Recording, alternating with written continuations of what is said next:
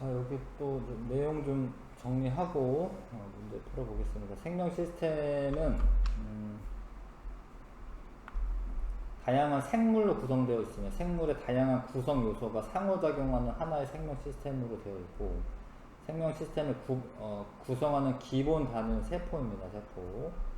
세포가 기본 단위입니다. 세포는 구조적, 기능적 단위라고 할 수가 있는데, 구조적 단위인 의미가 단세포 생물은 세포 하나가 곧 개체를 이룰 수 있고요. 세포가 모여서 조직이 되고, 조직이 모여서 기관이 되고, 기관이 모여서 하나의 개체가 됩니다. 그러니까 가장 구조적으로 가장 작은 단위가 세포가 되는 거고요. 기능적으로는 세포 안에 있는 그 소기관들이 유기적으로 작용하면서 세포 하나하나가 생명활동을 수행할 수가 있어요.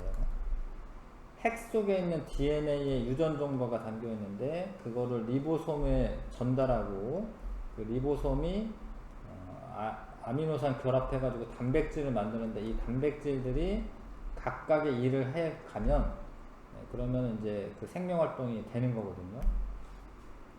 그리고 이제 그 합성된 단백질은 소포체를 거쳐서 골지체로 운반된 후 세포 바깥으로 분비되기도 하죠. 세포 안에서 쓰이기도 하고 세포 바깥으로 분비되기도 합니다. 그 다음에 생물들은 지권, 수권, 공중, 기권에 걸쳐서 생물들이 존재하고요. 세포의 구조를 보면은 세포막으로 둘러싸여 있는데 핵이 있고, 세포막, 핵이 있고, 나머지 부분을 세포질이라고 합니다. 나머지 부분은 세포질이라고 하는데, 세포질에 여러가지 세포 소기관들이, 세포 소기관들이 있는 겁니다. 세포질에. 그다음에 핵은 요 DNA가 저장되어 있는 부분이고요. 생명활동을 조절합니다. 세포 소기관 중에서 미토콘드리아는 세포 호흡이 일어나서 생명활동에 필요한 에너지를 생산한다. 에너지를 이제 얻는다, 생산한다, 이런 표현을 쓰고, 리보솜 중요한데, 리보솜은 작은 알갱이 모양의 세포 소기관인데, DNA 유전 정보에 따라 단백질을 합성하는 기관이고, 소포체는 핵 근처에 있습니다. 핵 근처에. 그래서 합성한 단백질을 골지체나 세포 다른 곳으로 운반한다. 통로처럼 생겼어요. 소포체가. 골지체는 이제 그런 단백질들이 골지체로 이렇게 모였다가 세포 바깥으로 분비하는 기관입니다. 골지체에서 골지 소낭 이런 게 쌓아가지고 여러 가지 호르몬이나 이런 걸 만들었다. 그 세포가 그럼 바깥으로 내보내야 되는데 골지체를 통해서 내보내게 되고, 엽록체는 식물 세포에 있고요. 동물은 없고, 광합성이 일어나서 포도당을 합성하게 된다. 근데 포도당 합성하게 되면 여기가 에너지가 저장이 되죠. 에너지를 저장하는 기관이고, 에포는 이제 물이나 색소, 노폐물들을 저장하는데 특히 성숙한 식물 세포에서 크게 발달합니다. 에포는 가끔 동물도 있기는 있습니다. 그래가지고 식물만 있는 건 아닌데, 아무튼 성숙한 식물 세포에서 크게 발달하는 건 에포이고요. 세포막은 세포를 둘러싸고 있어서 세포 안을 주변 환경과 분리를 시키고, 그 다음에 세포 안팎의 물질의 출입을 조절합니다. 그래서 이제 선택적 투과성이 있다, 이런 용어를 쓰죠. 세포벽은 식물 세포에게만 있는데, 바깥쪽에 있는 단단한 벽으로, 물론 세균 이런 것도 세포벽이 있으면 동물에는 없어요. 세포를 보호하고 세포 형태를 유지하는데, 얘가 물질의 출입을 조절하지는 않습니다. 세포벽은 그냥 전투과성막이고, 반투과성막인 세포막이 출입을 조절한다. 동물세포 이렇게 생겼고, 식물세포 이렇게 생겼고, 핵이 있고, 리보솜은 점점점이고, 요 통로 같은 게 소포체, 미토콘드리아는 이렇게 보통 표현할 때 미토콘드리아 이런 식으로 이렇게 이중막 구조이기 때문에 이런 식으로 그리는 게 미토콘드리아고, 요거 골지체고, 골지체에 쌓아가지고 이렇게 내보내는 이제 분비작용하게 되고요. 그 다음에 요게 에포고, 엽록체는 이렇게 한 다음에 여기 이렇게 그라나라고 어떤 구조가 있습니다. 이렇게 겹겹이 쌓여있는 요런 게 엽록체고, 세포벽이 바깥쪽에 있고요. 세포막이 있고 이렇게 있습니다. 자, 자, 세포막의 기능. 세포막은 형태를 유지시키고 물질의 출입을 조절한다. 그래서 외부 환경과 분리시키며 끊임없이 상호작용을 하는데, 세포막의 형태는 이제 인지질과 단백질로 구성이 되어 있는데, 인지질은 이렇게 생긴 게 하나가 인지질입니다. 이렇게 생긴 게. 이 친수성 머리와 소수성 꼬리로 되어 있고, 그런 애들을 이제 물 있는 데다가 풀어 놓으면 인지질들이 쭉 이렇게 늘어서는데, 친수성 부분은 바깥쪽에, 물 쪽에, 소수성 부분은 안쪽에 있습니다.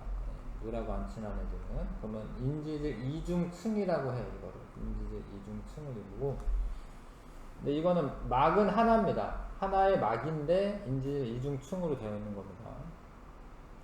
그다음 거기에 단백질이 박혀 있는 그런 구조로 되어 있고, 단백질은 통로 역할을 하기도 하고요. 다른 일을 수행하기도 합니다. 단백질들은.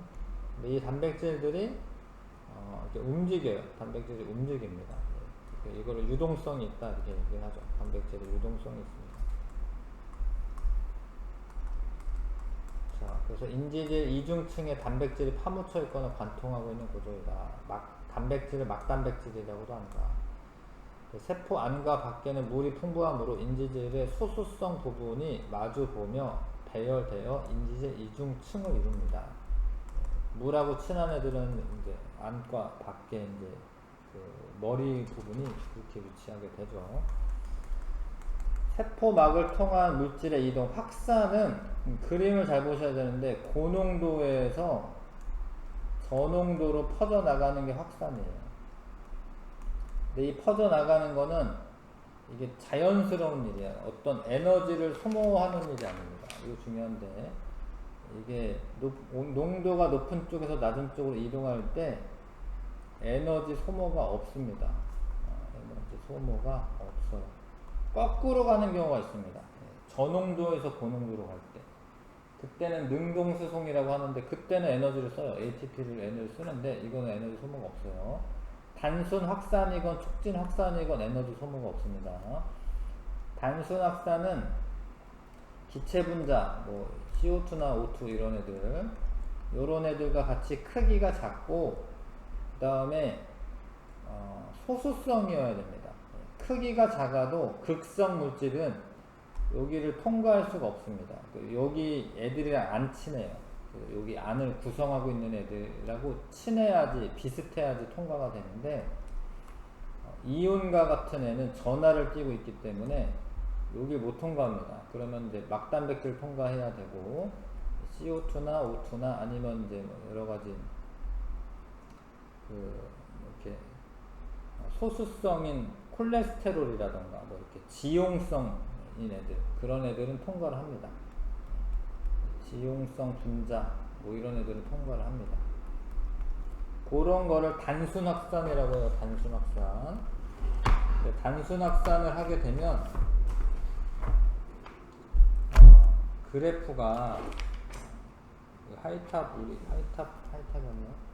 배울 때 배운 적 있는데, 단순 확산을 하게 되면 이 용질의 농도가 증가할수록 확산 속도가 증가를 해요. 이렇게. 이게 단순 확산. 근데 촉진 확산은 막단백질을 통과하는 애들인데, 크기가 크거나 이온과 같이 전하를 띈 애들, 이런 애들, 크기가 큰 애들은 뭐 포도당 이런 애들은 여길 직접 통과를 못하기 때문에 단백질 막을 통과하는데, 특정 단백질은 특정 물질만 통과시킵니다. 그냥 다 통과되는 게 아니라 포도당 통과시키는 단백질은 포도당만 통과시켜요. 그런 거를 촉진 확산이라고 합니다. 그래서 포도당이나 아니면 이온 중에 뭐 칼륨이나 나트륨이나 이런 애들은 칼륨 통로, 나트륨 통로 따로 있어요. 그래서 거기를 통해서 왔다 갔다 합니다. 근데 촉진 확산은 그래프가 어떻게 되냐면 이렇게 됩니다. 이렇게. 촉진 확산은. 왜 그러냐면 이제 농도가 높아지면은 확산 속도가 빨라지기는 하는데, 나중에 이 단백질 막을 다 통과하고 있으면 더 이상 속도가 빨라지지가 않아요. 그 확산 속도가 이런 식의 그래프를 가지게 됩니다. 그려놔 보시고 그려보세요. 이런 게 시험 문제에 나오긴 합니다. 여기 뒤에 문제 없나? 여기 나중에 3단계 문제 이런 그림이 나옵니다. 그 다음에 이런 거는 어찌됐건 이제 용질의 이동입니다. 확산은 용질이 어떻게 이동하느냐. 농도가 높은 곳에서 낮은 쪽으로 인질이 이중층을 직접 통과하거나 아니면 막단백질을 통해서 이동하게 되는 거고요. 3투는 용질이 아니라 이제 물의 이동인데 농도가 낮은 쪽에서 높은 쪽으로 물이 이동합니다. 근데 이 농도라는 게 원래 용질의 농도를 의미하는 거여서 원래 물로 따지자면 사실은 물의 농도가 여기가 많은 거예요. 물이 많은 데서 물이 적은 데로 이동하는 겁니다. 이것도 확산의 일종이야, 사실은 3투도. 그래서 이것도 에너지 소모는 없습니다. 에너지 소비를 안 해요, 얘도. 자연스럽게 이제 이렇게 왔다 갔다 하는 건데, 저장액은 농도가 낮은 거야. 그러면은 저장액은 바깥에 물이 안으로 많이 들어와요. 안에서도 조금 빠져나가는데 들어오는 게 많아요. 저농도에서 고농도로 물이 이동하는 거기 때문에. 그럼 얘가 빵빵해지다 터져요. 물이 들어와서 세포 부피가 커진다. 그러다가 터진다도 써놔. 터진다.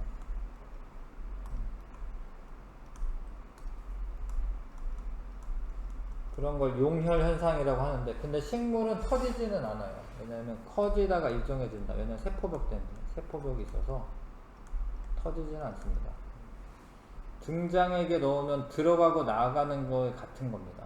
들어가고 나가는 게 같은 거예요. 이동을 안 하는 게 아니에요. 들어가고 나오는 게 같은 거고. 고장액에 넣으면 안쪽이 저농도가 되고 바깥쪽이 고농도가 돼가지고 물이 빠져나옵니다. 많이 빠져나오고 조금 들어가고. 그럼 얘가 쭈글쭈글해져요, 세포가. 세포 부피가 줄어든다. 근데 줄어들기도 하고 아예 세포막이 세포벽에서 분리가 되기도 합니다. 식물은 그렇습니다. 식물은. 그래서 자, 증류수에 이거는 저장액이죠. 증류수는. 그러면 이게 물이 막 들어갑니다. 달걀이 커지고 무거워지니까 가라앉아 있고요. 이게 이 달걀의 겉껍질은 녹인 거예요. 그래서 이제 안쪽에 이제 세포막만 남아있는 상태인데 10%는 등장액이어가지고 그냥 똑같은 거고 변화가 없는 거고 20%가 되면 물이 빠져나옵니다. 그래서 얘가 더 가벼워져가지고 둥둥 떠 있는 거죠. 양파 표피 조각도 그렇게 해보시면 되는 거고요. 자, 세포막의 선택적 투과성, 물질의 종류에 따라 세포막이 통과하는 정도가 다르고 그래서 세포 안쪽의 환경을 일정하게 유지하고 생명활동을 원활하게 수행할 수 있게 해준다. 필요한 물질들을 이렇게 왔다 갔다 하게 해주죠. 생명 시스템에서 화학 반응을 물질대사라고 하는데, 물질대사는 생명체 내에서 일어나는 화학 반응을 물질대사라고 합니다. 대부분 이제 체온 정도에서 촉매인 효소가 관여하여 낮은 온도에서도 반응이 빠르게 일어나게 하고요. 물질대사가 일어날 때 반드시 에너지 출입이 있습니다.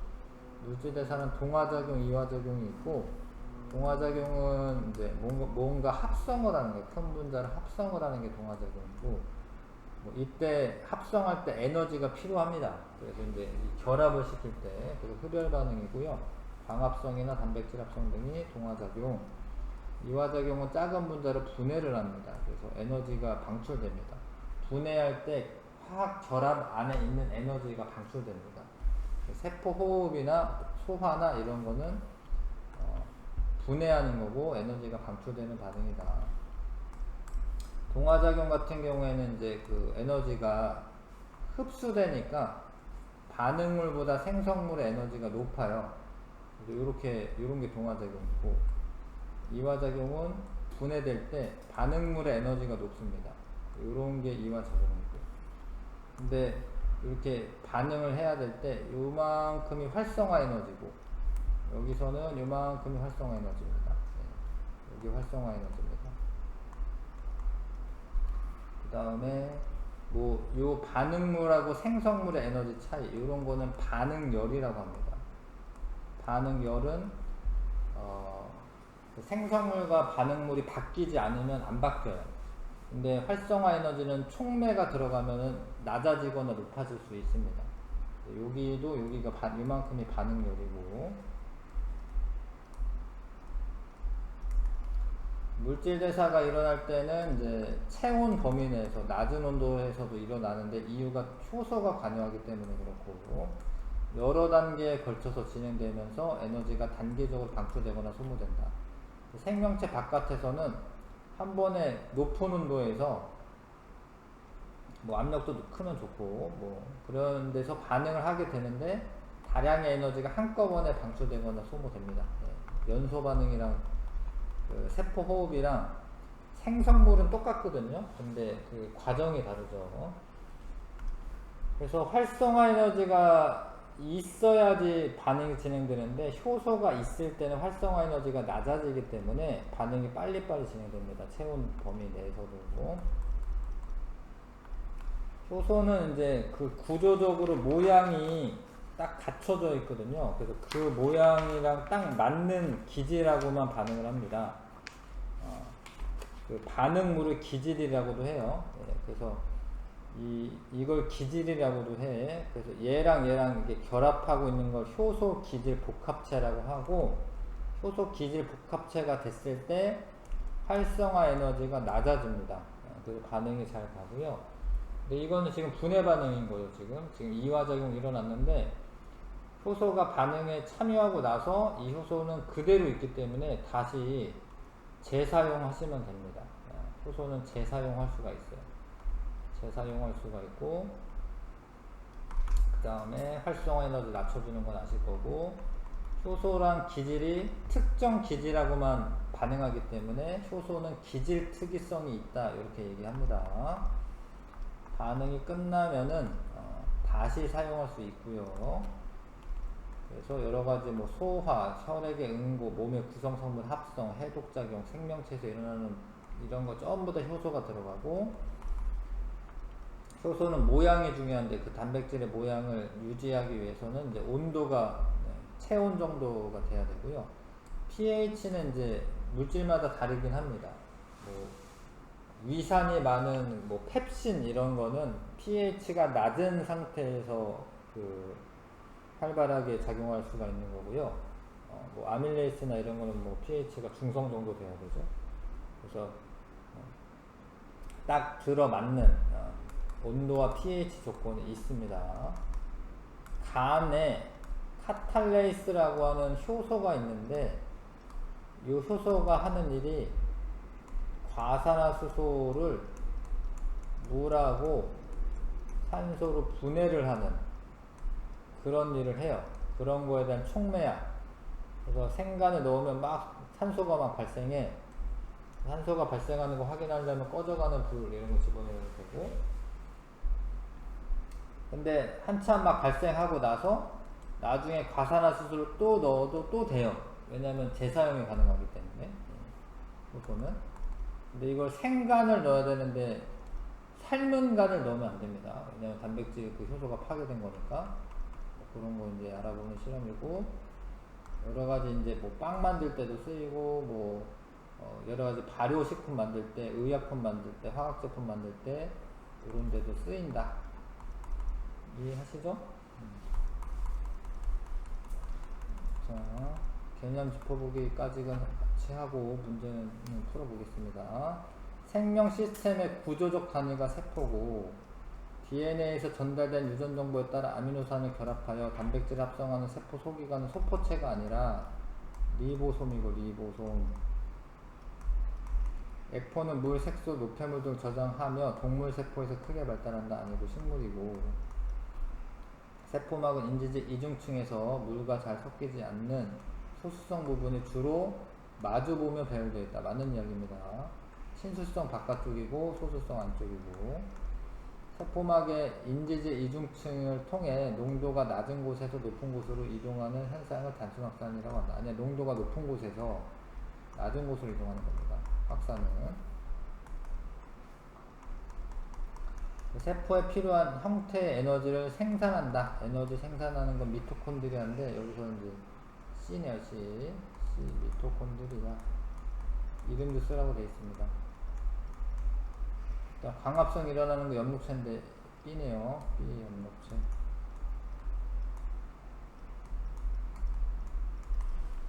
생성된 단백질을 골지체나 세포의 다른 곳으로 운반하는 건 소포체인데, 지금 그림 잘 안 보이네. 이거 D 같아요. D 소포체. 세포 안팎의 물질의 출입을 조절한다. 세포막입니다. 세포막은 지금 F네요. F. 세포막. 세포벽 아니고. 골지체는 분비고요. 세포막은 인지질 이중층에 단백질이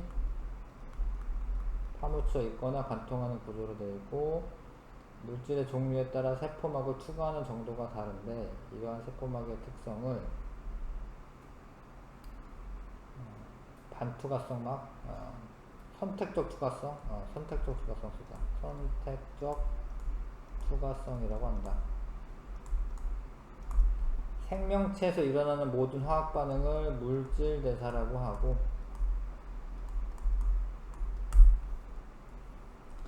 생명체에서 화학 반응을 촉진하는 생체 촉매를 효소라고 한다.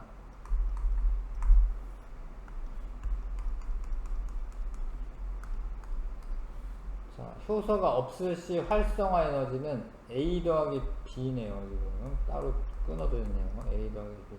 반응물에서 꼭대기까지입니다. 효소가 없을 때. 효소가 있을 때는 B만 쓰면 되는. 효소의 작용에 영향을 미치는 요인 두 가지, 온도와 pH. pH 산성 정도로 말하는 거죠. 내신 다지기 1번부터 해서 풀어볼게요. 일단은 24번까지 한번 풀어보시죠.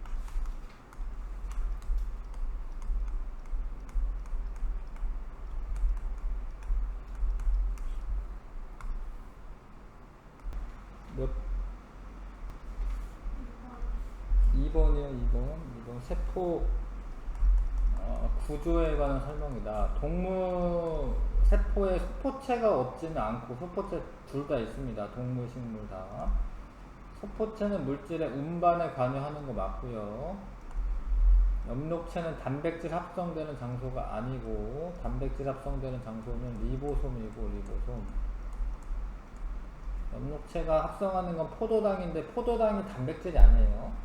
포도당은 탄수화물이고, 미토콘드리아 광합성을 통해, 틀린 거 찾는 거구나. 2번, 옳은 거 찾는 거구나. 2번이 옳은 거고요. 미토콘드리아는 광합성을 통해 포도당 합성한다. 이거는 엽록체가 하는 일인 거 아시죠? 그쵸? 골지체는 식물세포의 발달하면, 이거는 액포 이야기지. 액포 이야기입니다. 물과 노폐물 등을 저장한다. 답 2번이고, 그 다음에 3번에 세포는 모모에 의해 외부와 내부가 분리된다. 세포막이에요. 세포막이어서 세포의 구조는 핵과 세포질로 나눌 수가 있다. 이렇게 채우면 되는데, 그러니까 세포가 있는데 핵이 있고 나머지 부분을 세포질이라고 하기 때문에 핵과 세포질로 나누고, 요 맨 바깥쪽 부분 세포막인 거죠.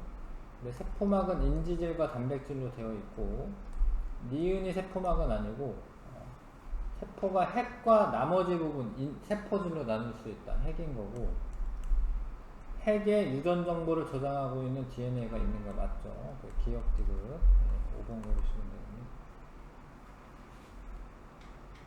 또 있나요? 네, 넘어가서 13번이요. 네. 자, 포도당은 막단백질 통해서 왔다 갔다 하고 있는데 포도당의 농도는 지금 이렇게 온다라는 거는 여기가 고농도고 여기가 저농도인 거예요. 확산은 고농도에서 저농도로 일어나기 때문에 조직세포 밖이 안보다 높다. 맞는 이야기고. 근데 이게 단백질이잖아. 단백질은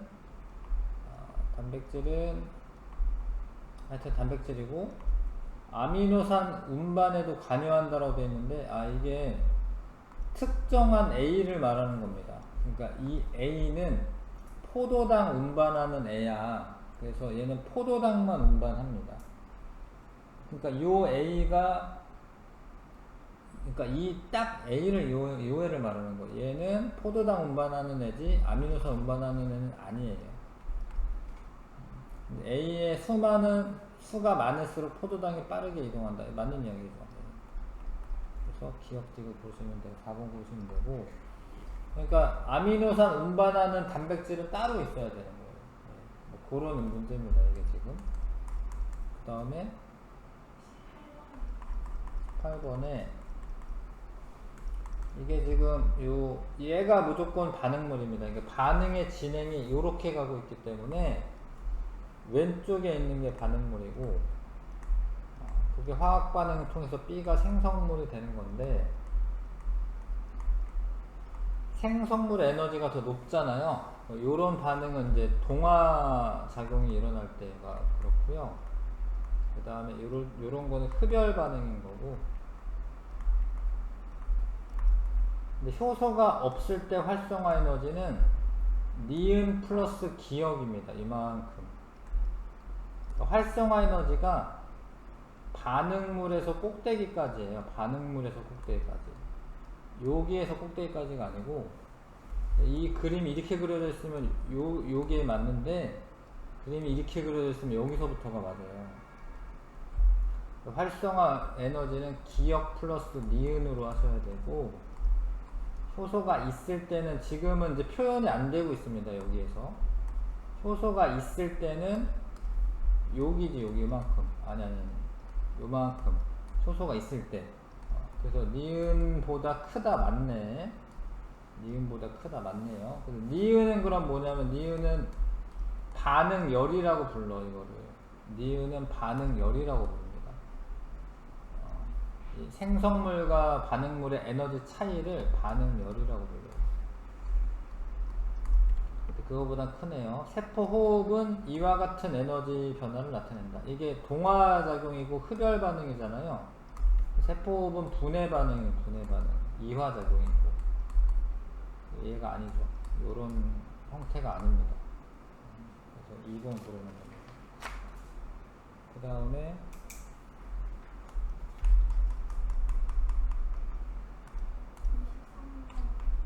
23번에 이 실험으로 알 수 있는 효소의 특성은 이게 이제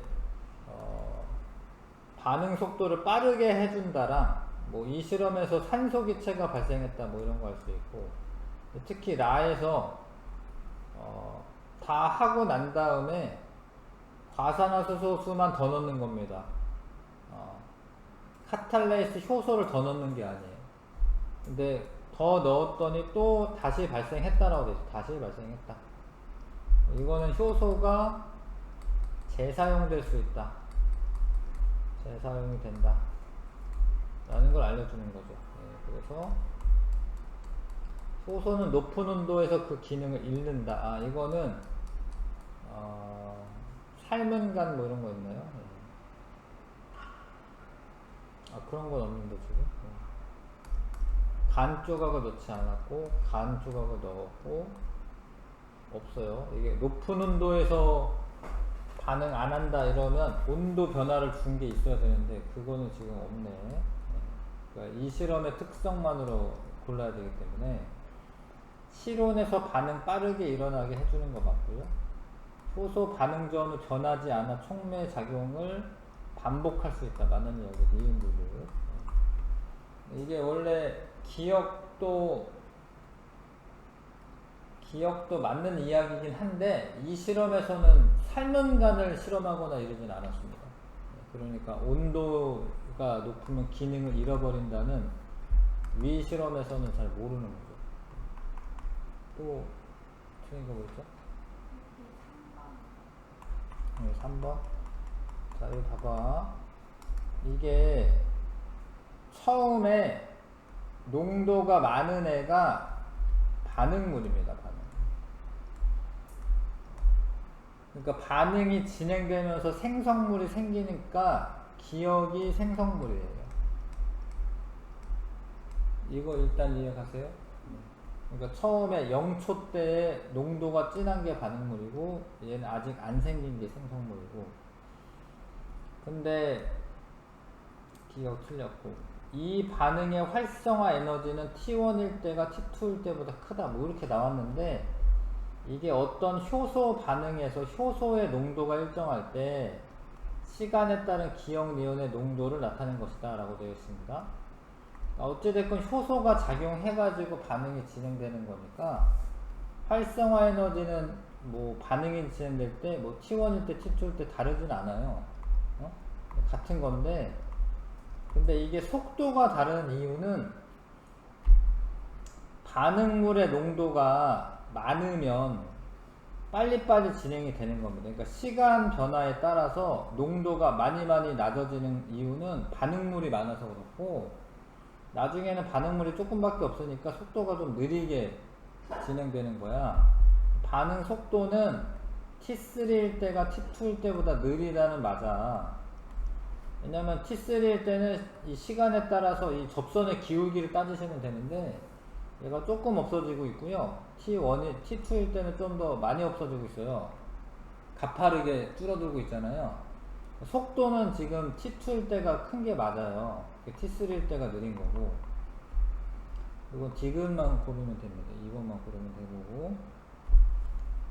그 다음에 그 서술형 문제 리보솜이 빠졌어요. 그 리보솜도 들어가야 되는데, 그 리보솜에서 단백질을 합성하는 거고요. 그쵸? 그 다음에 5번에 따뜻하게 유지한다. 이런 까닭을 효소의 특성과 관련지어 서술하시오라고 되어 있는데, 이제 좀 모범 답안을 좀 써보세요. 1번에 효소의 작용은 온도에 영향을 받으므로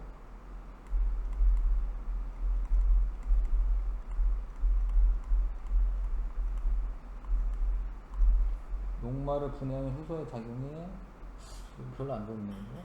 일단 모범 답안 일단 써먹고요.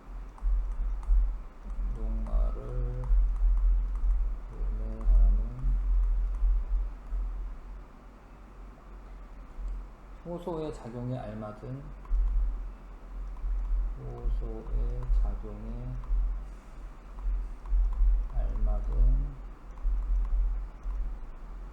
온도를 유지하기 위해서이다. 이렇게 써있네.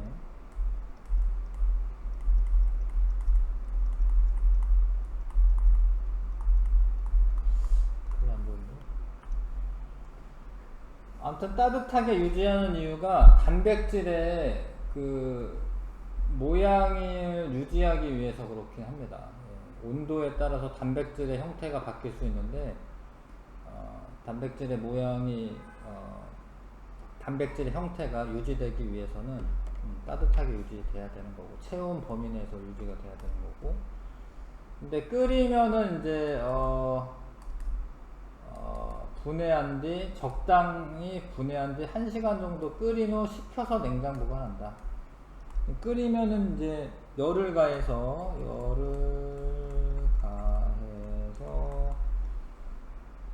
효소의 단백질이 변하게 함으로써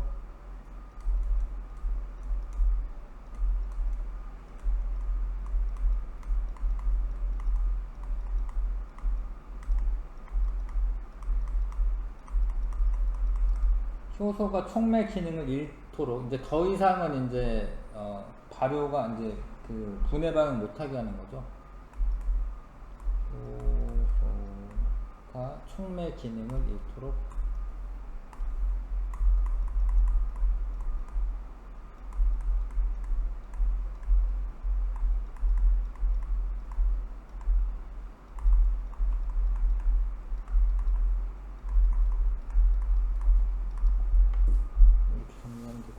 네.